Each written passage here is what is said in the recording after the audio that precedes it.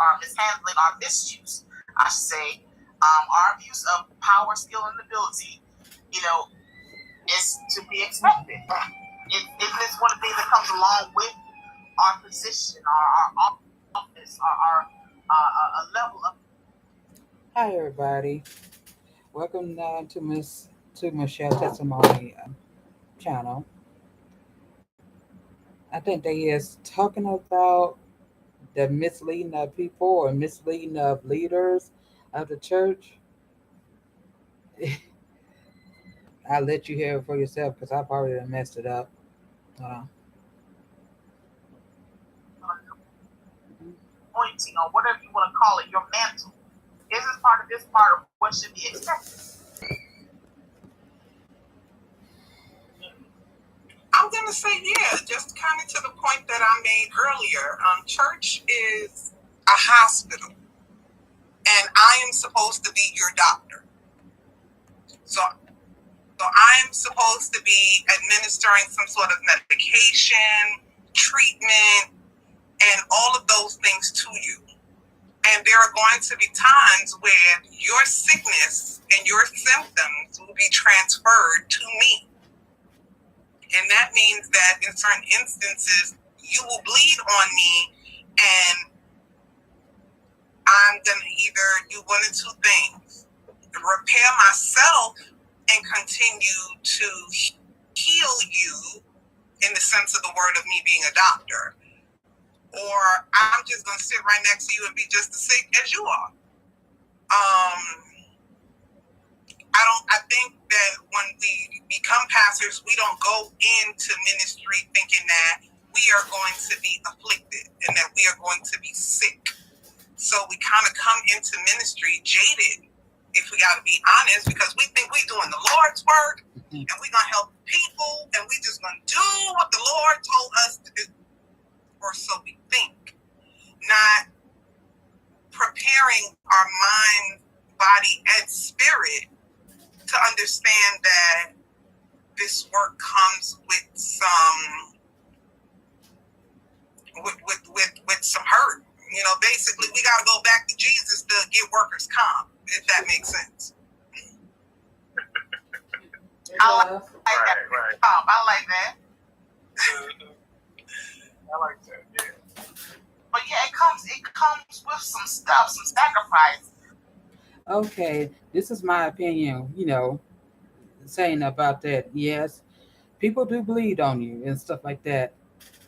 But the thing of it is, if you're not qualified to help that person out, if somebody that is needing of a counselor, you're not a counselor, or you don't have no experience of counseling anybody, please appoint them to a counselor.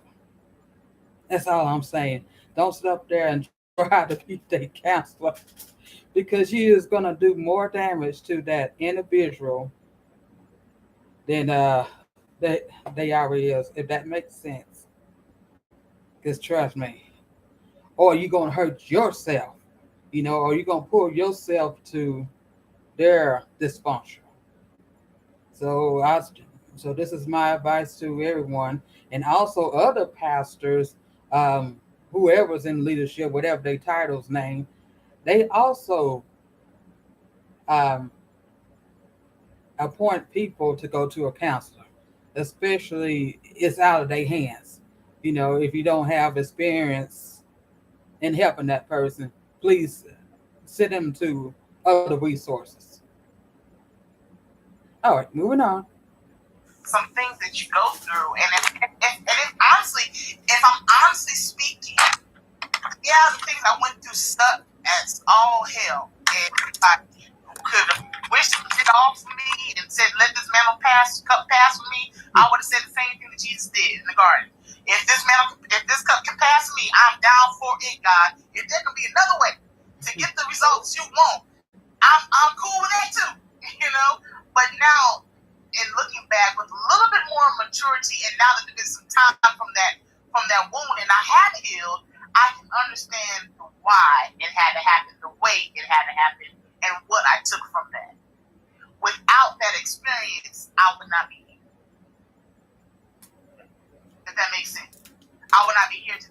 discussion, having this talk with you all. Without that experience, I would not be in Washington State right now as a child and social worker. Without that experience, I would not have the wonderful wife that I have. Without that experience, I would not have my extended family, my brothers right now.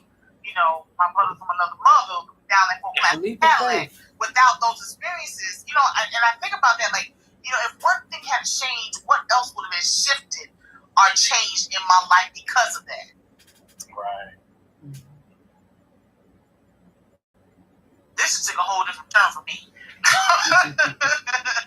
You know, because I get it. You know, I've been abused by leaders. People use you, and it happens all the time. I mean, it happens even on workplaces. People will use their talent, your skills, and abilities, especially when they see that you are excelling.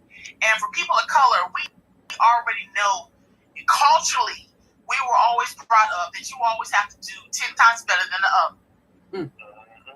We do that same thing in ministry. We apply that same thing, that same concept. We gotta be 10 times better than the other. So no wonder when so-and-so asks you to sing and do praise and worship every single Sunday, because they know that you can do it. No wonder someone asks you to serve on the intercession team, because they know not only can you say a prayer other than God is great, you know, thank you for this food, but that you actually can touch the mantle and they see some shifting happen in life. No wonder they ask you to lead prayer every single time. You know, no wonder they call you for your counsel, because your temperament is a temperament of peace. And it exudes and it comes across even on the phone conversation. No wonder they tap you for your resources. No wonder they ask you these things. Yeah. And that takes me to, because, you know, I watch a lot of Marvel TV shows and movies. And so it takes me to... All right, let me stop right there. For one thing, yes, this is my opinion. All the way around to the leadership, clergy, whatever the hell you call them, excuse me. Excuse my mouth, you guys. Whatever titles into the people that's just regular congregations with no titles. Boundaries, boundaries, boundaries all the way around. Boundaries. If everybody would have boundaries, it would be a little bit easier. Okay? Long as these folks won't cross them boundaries, we shouldn't have that much difficulties and much problems, whatever we're doing here. That's how I feel. Okay, moving on. Peter Parker and Uncle Ben, when Peter Parker finally became Spider-Man, and he said, and Uncle Ben says to him, "With great power comes great responsibility." But then also with that responsibility and with that power comes some sacrifice. Mm-hmm. Come on now. And in that sacrifice, not just is it sacrifice of time, not only is it sacrifice of probably finances, but it's also physical sacrifices, emotional sacrifices, financial, mental sacrifices, psychological sacrifices. All of these things happen. And if we take it into the spiritual aspect, going back to us to where Pastor Amy has mentioned affliction, that we too can be afflicted. That comes with the territory, because when we become afflicted, it's so that we can become closer to our source, God.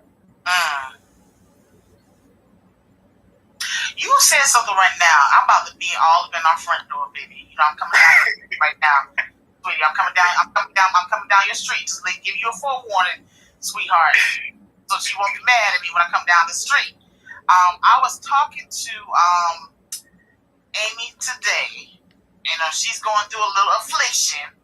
I said, or abuse, or neglect, or whatever you want to have. Okay. So we have a wonderful son that's hard-headed.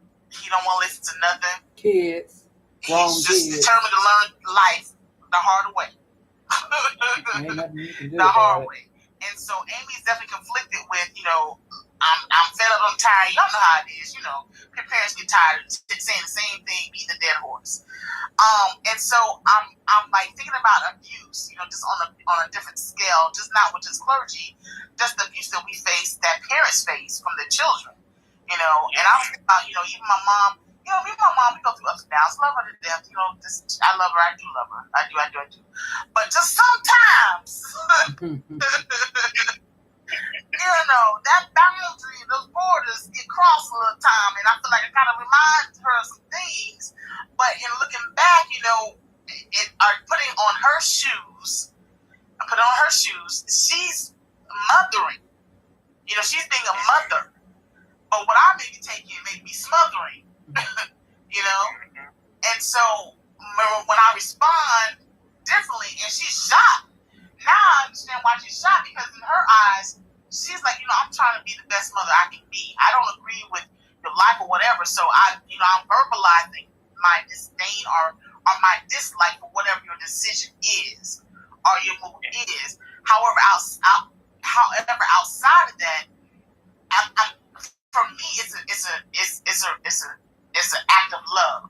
So like even with Amy and just her situation, she has going on. He may be doing his own thing. It's not that he doesn't necessarily care. He's trying to abuse you. He's still exercising his own free will, and he may not see that you're mothering. Your mothering may come across as smothering. Right. And oftentimes we're like, okay, so and so is abusing me, but we never take the time to maybe look at it from a different lens, or possibly can see how they may see it. Mm-hmm. Yeah. So it may be relevant. It may be evident to us that this is what this is, but it doesn't necessarily mean that person that's doing the act perceives it as such. Right. Because again, if you put in ministry, ministry things, Kat, I ask you all the time to pray. At some point in time, you may start thinking I'm abusing you. However, I know that is a gift and a calling you have. So therefore, if it's evident, I'm like, I need to exercise that gift, give you space to utilize it. I may think I'm giving you a platform to use it. You may be thinking I'm abusing it or misusing it. Okay, let me just put my little 2 cents in. I'm trying to understand what she's saying about, I guess she's saying about motherly, like smothering you and stuff like that. I, for one, as a person, don't like that at all. And as for me, I'm trying to put myself in that other shoes, maybe the leader's shoes. Now that's it's a hard thing for me too, because a lot of these leaders' mindset, Lord have mercy. Okay. See, this is what I'm talking about, staying in your lane. So I just can't put myself in a leader's shoes. I don't want to be a leader. I don't have no intentions of being a leader. For those of you that know me, you know me, you know how I feel about that. So it's kind of hard for me to put myself into a leader's shoes. I understand the calling that you have. You have the overseas, hey, you are a leader. Your job is to lead. Well, I just think everybody's different. Everybody do not think the same. And Lord have mercy. Well, let's move on. Yeah, I see you perplexed. I see your wheels turning. No, I'm just listening and observing. You all make some very valid points. However.com. Come on with Okay. No, I do think that, like I said before, we have to be in a space where if we're not willing to give the grace that we want to receive, we're already not on an even playing field. It may not look the same. The grace that I would give may not be the same you would give. But if we have that just at least that mutual understanding that if I'm going to give grace and you give grace, we can come to a common ground. Are you saying having and patience just with the with one example another? of Patience? Amy and her situation, if we both are in a space where we can give grace and enough to receive and pull and tug in the war type thing where, hey, let me feed you this, but then you come back and say, okay, well, I don't really feel that way and here is why, or but that just comes from a place of trying to be understanding on both ends, but if it doesn't work on one end, it's not going to work at all. So in the church world, it kind of works the same. If I'm not willing to accept my congregants, my leaders, anybody for whom and what they are or what they bring to the table, then already I'm abusing or hurting or neglecting them. Because I could be cultivating what they think is something like so horrendous or wrong, or I'm abusing it. But if I'm not willing to verbalize, and that's another thing wrong with the church, lack of communication. What are my intentions? Right. And leaders, it is okay to tell your congregants, this is what I thought. But it may not have came across. Like, we make visions and the people don't know what the vision means. It's okay they that just you're wrong. It's okay. You have to verbalize, this is what I think the vision is, or what I thought the vision was, versus here's the vision, go out and do it. And they could be doing something totally different. Right. Or even ask them how they can contribute or see themselves within the vision. The vision, right. To allow them to have ownership. And that will help reduce the whole abuse thing or neglected from a leader standpoint and a congregant. The congregant doing it to the leader doing it to the congregant. It helps with that. And I think I've been in so many spaces, especially organizations, even on my own job, where we think we're communicating effectively, but we're and not. we're not. Because in our mind, it's just right and it's clicking. Everybody doesn't work that way. So I've had to learn, especially at my job, over verbalize things. And then I don't want you to also think that I'm trying to make you feel slow, but I just say, hey, what do you think about that? Or does that work? And with me being the router, I know all of the routes, but hey, does that street work for you? Or how do you think about that? Or how can we make this work to help you do your job effectively? And if you do your job effectively, guess what that makes me? A happy person. I can now make sure you are okay being fed and nourished. So that works for the church world. And I think I go back to the exercise we did in 5 minutes.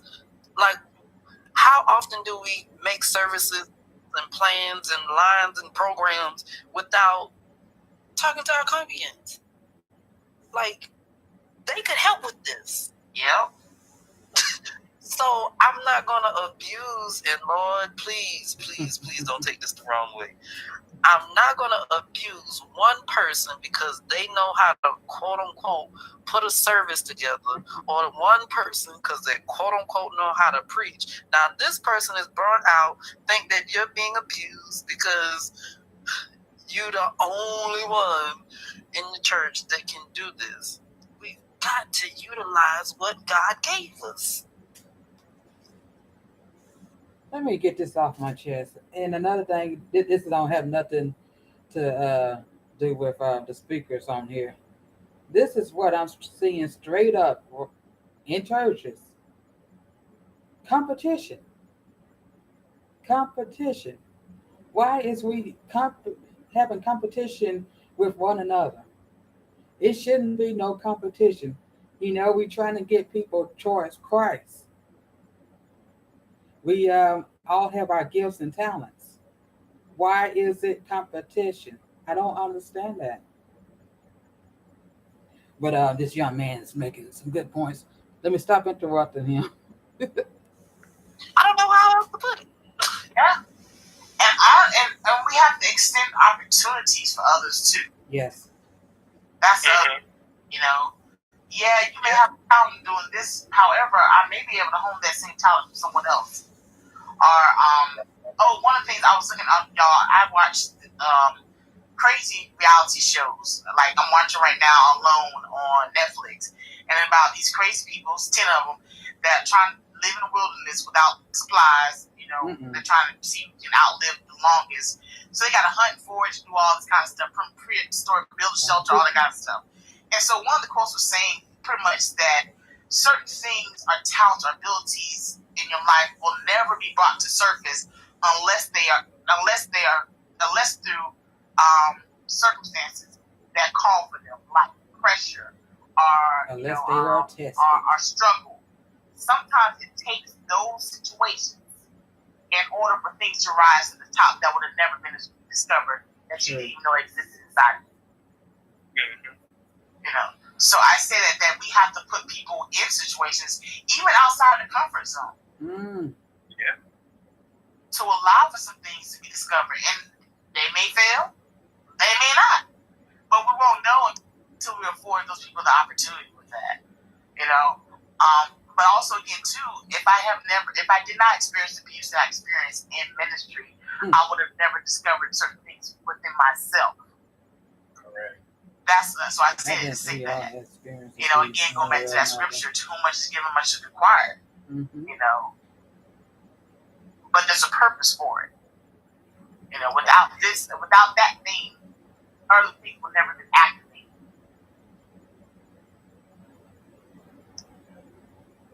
All things work together for the good of them who love God. All right. We're all called. I mean, abuse sucks when you're in it. It's definitely sucks when you are being abused or perceived abused. Yes. Absolutely. So, how do we? Because I don't know. Now I'm conflicted. Like I'm part of me saying like, well, how do we stop the abuse? But then I'm like, well, darn, maybe it's necessary. You know, so like I don't want to interfere with their process. So I will say this with that, because I do think some things are necessary, and I only say that because I won't mention the ministry, but there's just certain things that I had to go through at certain church in order to be where I am now. And I even go back from even that church when David, I may have shared it with the people, where I was on track to become so many different things. And then when sexuality came, it was like, boom. And it was like necessary because like I turned my back on God. I mean, all of this stuff. But then when I look back, it was like, whoa, that was necessary so that I know how to treat others who may come to me, not even sexuality, but who may come to me with certain things. And now I know how to treat that person. Versus back then, and if I had never gotten that experience, I would have now been the person doing that. So I do think that God sends us to certain places and through certain things in order to get us to where He needs us to be. And I think because I was like, how in the world I'm a whole elder pastor, all these other people, when no, you couldn't have been me. You picked the wrong person. But I went through all of those things, even as the church world say, in the world, all that good stuff. I went through all of that to get to this point now, to help a generation come out of certain things. But I could not have done that if I did not trust the process and gave up long time ago. So I often tell people this: God does things for a reason. For the unbelievers, He does things to get them to believe and to trust and depend on Him. For the believers, He does certain things to keep their faith increased, to keep them to trust in Him, and ensure that they are still feeding themselves with what we call the Word and with God, and being thirsty and salt and all like this. He does those things to keep them as the old people say, to keep me, Lord. Mm. So I just think that some things are necessary, and I will say this: I had to stop asking why me, Lord, because then it was like, no, why not you? Because if I put you through it, now you are able to help somebody else, not get over their process or push them through their process, but you can, hey, trust the process, because I promise you, when you come out on the other side, songwriting shall be That glory. is powerful right there. And it also gives you a point of reference too, because I don't know about you, once you've gone through something and then the next thing comes up, it gives you kind of like hope and strength and fortitude to make it to the next thing. And I've been through this in my life. I know I can get through this. I may not see how right now. However, I know what God has already brought me through. And this is nothing compared to that. So it's kind of like, it helps you encourage yourself, not just other people, but yourself too, because in life you're going to have things that you're going to have struggles, situations, periods, and circumstances. You're going to have those things that happen in life that you can't explain, and that you know that there's nothing you can do to help get yourself out. It's those but God moments. That is nothing but God that helps you make it to the next moment. Because again, those things are always consistently going to happen. As long as you're alive on this earth, you're going to always have some type of adversity on the face. And it's not going to be an adversity that you alone can help yourself with or through. So just like you said, Pastor, it really is helpful to have those things take place. So I guess maybe the question isn't how we stop abuse. How do we now respond to it? Right. That would be true, because in my experience with that being a leader and being hurt as a leader, if y'all know me personally, y'all know I'm a thug. I do not show emotion. I'm very, very rigid in certain things, and in order for you to see me in those most vulnerable of places, you have to be someone that I trust completely. Or if not, you're gonna get a thug all day long.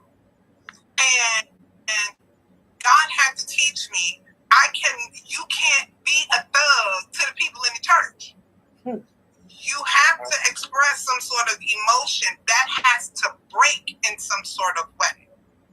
So him taking me through that experience where I had no choice but to cry and be in my feelings and try to figure things out with the same people in the church, and I had to be vulnerable, and I had to show the emotion that I was authentically hurt.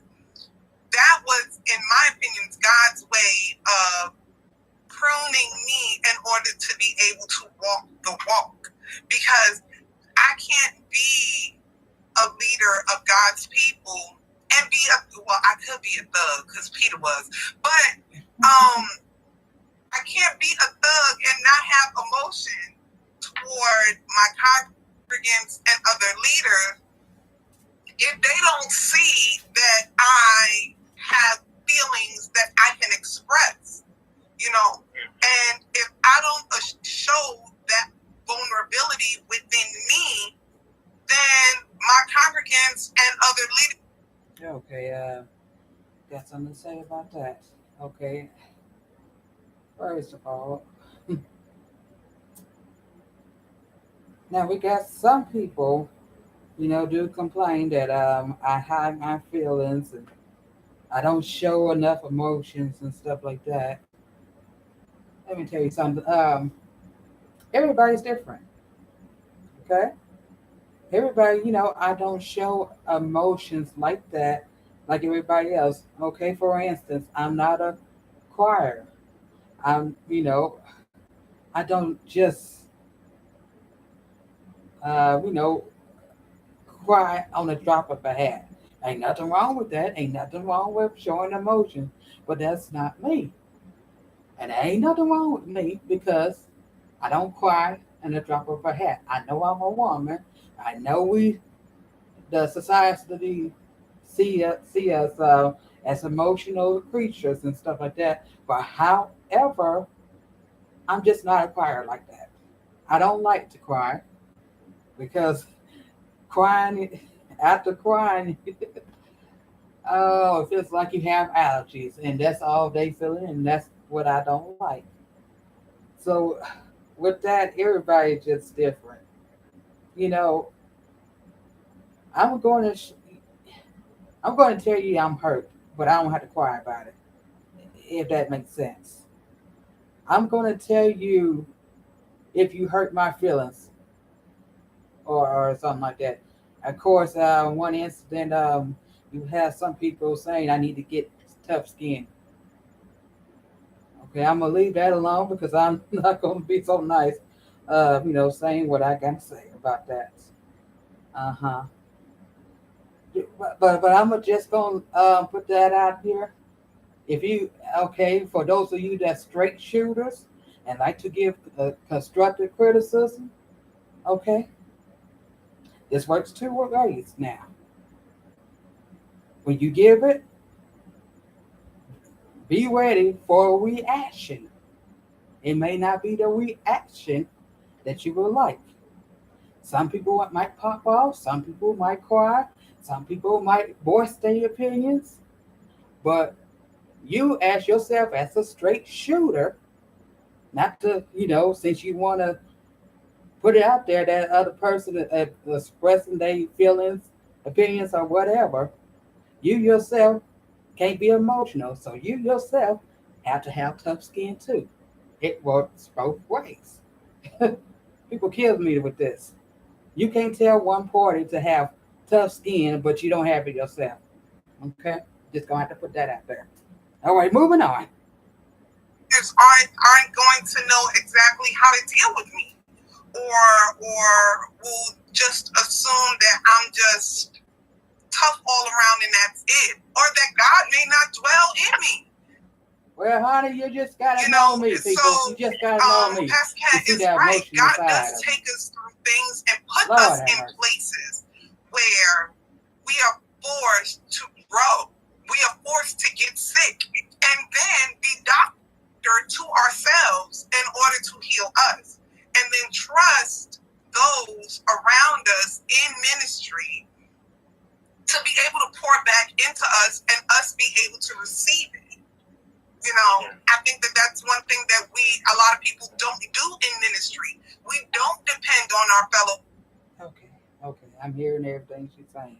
I'm taking everything she's saying in. Okay. Leaders. Okay. You pouring into your congregation. Okay, you got a lot of congregation that is sickly and stuff like that. And then you wind up getting wounded. And then you got to depend on yourself, and your self cup is empty, if you know what I mean. But however, of course, you're going to have to depend on God. So one thing is, to me, this is boundaries, and this is not taking on tasks that you're not capable of taking on tasks. That's for one thing. And then you're supposed to have your other clergy members. Hell, they all hurt and wounded themselves, and they're not able to help you, which is sad. And you trying to lean on them or pull on them, however you guys interpret it. So it's always wound to hurt people. Pastors and other clergy members to then in turn give them our stuff and then them kind of heal us. But you know why? It don't always work that way. We don't do that because people trifling. And people take your business and run tell all the team. People are trifling. More leaders and clergy people, even members, will trust leadership if they know that as soon as they tell you that their business, before they walk out the door, that all the business will be on the street. Yes. That part. Or they're going to use your business against you. Because the expectation that people have of the leaders and the pastors are that they are holier than thou. They always have a chastity belt on. They always walk around with authority, and they can always quote scripture right there on the dime for any single situation. That they don't drink, they don't have sex, They don't do nothing wrong. They are blameless, clean. They are without blemish or stain. But if they tell you their struggle, and it can be a simple struggle, all hell breaks loose. That's the deal. Right. That's not, and I'm like, yo, this doesn't make any sense because we're all human. We all fall short of the glory of God. That's what it says. Yes. So why is your expectation different for your leadership? But then again, I still come back to my scripture. To whom much is given, much requires. I'm just in the middle right here. I know you're not supposed to be lukewarm, but I'm lukewarm right now. I'm not hot and I'm not cold. I'm lukewarm on the topic. Because I do feel as clergy that there should be a different expectation because you have a different mantle and responsibility. However, you still are human Yes. and have human feelings, emotions, desires, thoughts, and everything else you have in a human experience. So I'm lukewarm. Yeah. But then that takes me to the saying where we're not to bleed on the congregants, but we can not to bleed down, but bleed up. That's it. But that's the saying, not scripture. Nope. But you can't bleed up when the people that you are supposed to go bleed to, which are your leadership and the people that you do leadership with, take what you're struggling with and use it against you. Exactly. So that this happens can to go me in plenty so of many times. different ways. No shade. I have a lot of people, or I've become friends with a lot of people in leadership, or have become acquainted with a lot of people that are in leadership and ministry. And no shade, if I got a struggle, I'm taking it to Cat and David. I ain't taking it to nobody else. Exactly. Why? Because take it to God already know before I they've take it to already anybody proven else. to me and shown me that level of trust and understanding. And I know that what I say. All right. I paused that for a little bit. Now, I agree everything she's saying. Once you break my trust, you can forget, me telling you anything. Period. Point blank. Once you break that trust, forget me telling you anything personal.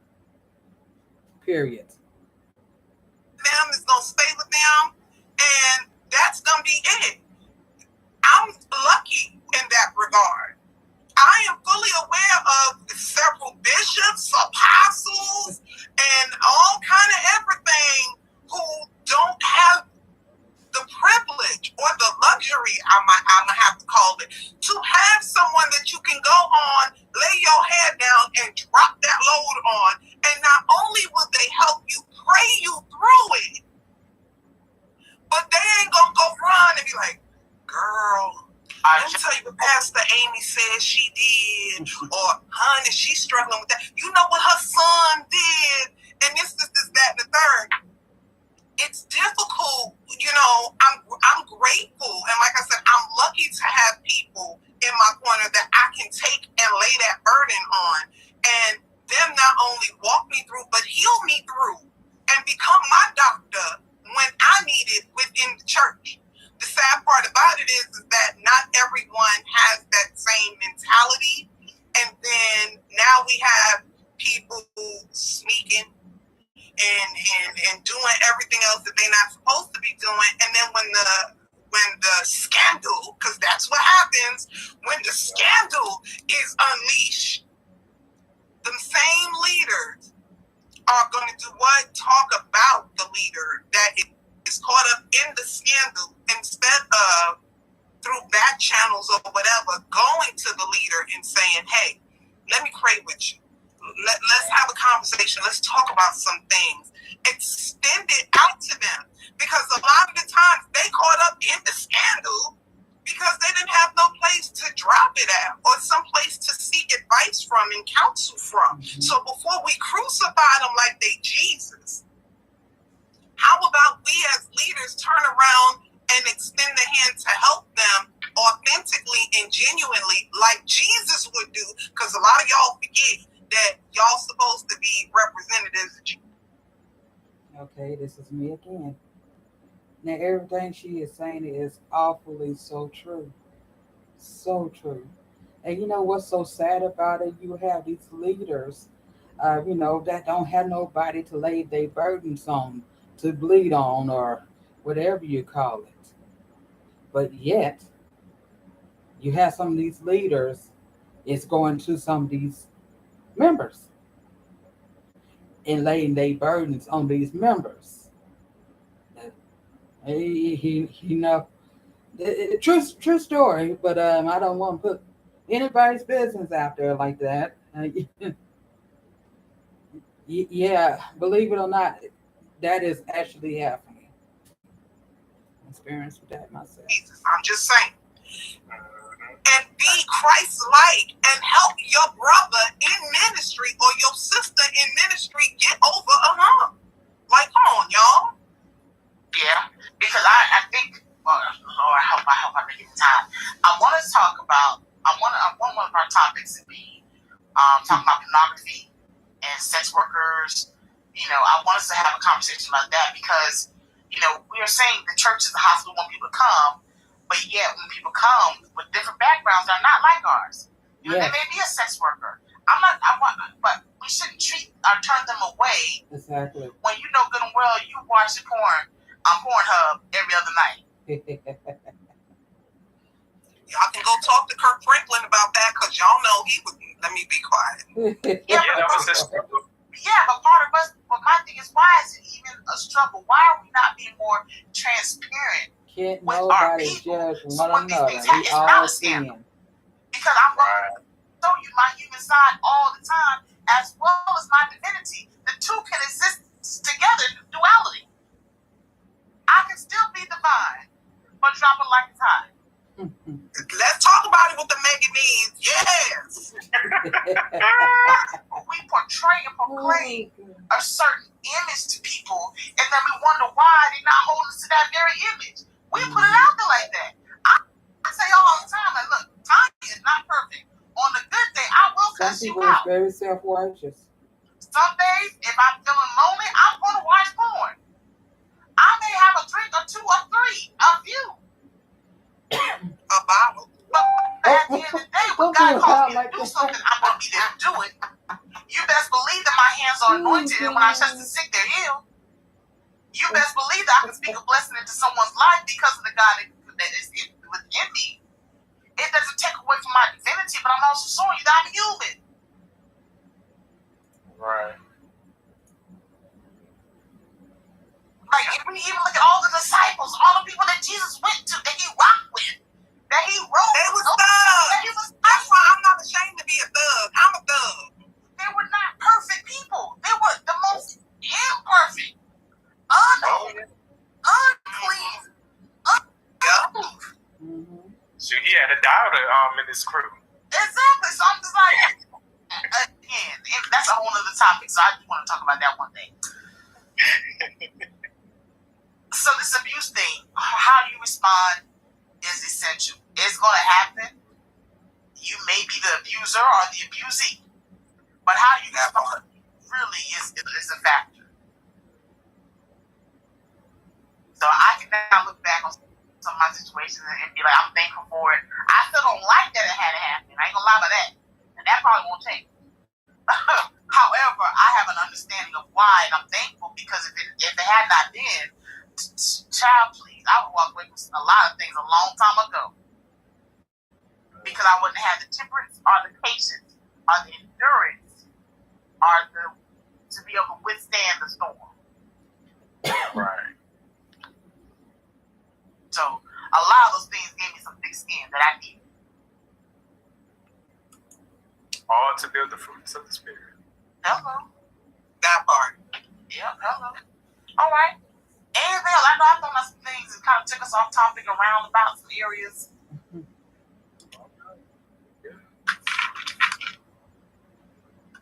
I don't think there's any comments. Okay. Well, we're going to have to work on that next next week because we have another quarter session next week at 7 o'clock. Same that channel, same that station. Oops. I don't know. Well, I enjoyed the church talk. I hope you guys enjoyed it too. Yes, what can we do with the abuse? Well, this is my story. This is abuse of growing up. Completely. I grew up at a holiness church, which is just like the Pentecostal church. And for those of you that knows Pentecostal, can be a little bit of extreme. Some long dresses, some of them women's don't wear makeup. It just all the kind of rules and restrictions and yeah, okay. But my uncle, had a holiness church, and he's the type of person. He's very controlling for one thing. He did not like women preachers to preach. Women had to. Okay, let me we phrase this. Women cannot be on the pulpit. Okay, but it has been women speakers. But if you're a woman, you can't get on a pulpit. So that's one thing. And then another thing is, to me he was, yeah, a typical man back in the them olden days. So, mm, kind of like controlling, like want to force you to get saved, expect you to wave your hands, jump up and down, shout, and all that kind of stuff.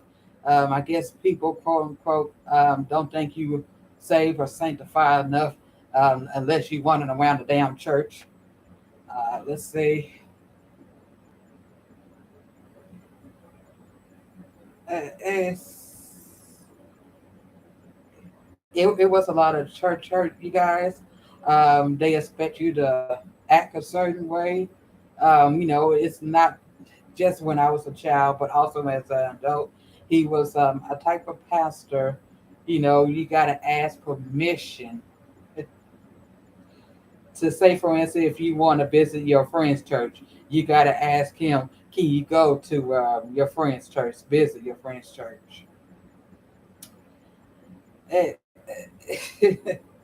that's one of the things. That's some of the things. It, a lot of churches is very controlling. Um, I guess you can call it abusive that way. But however, you as an individual have a choice. You as an individual, a grown person living in America, have a choice. If you want to put up with that behavior, you stay. If you don't want to put up with that abusive behavior, you go. I mean, this is how I see it. Now, when I was a child, I didn't have a choice. I didn't have a choice at all. So those are my opinions. Those are my thoughts. All right. Till next time, hopefully we can have these more talks. Be blessed. Oh, I can't see.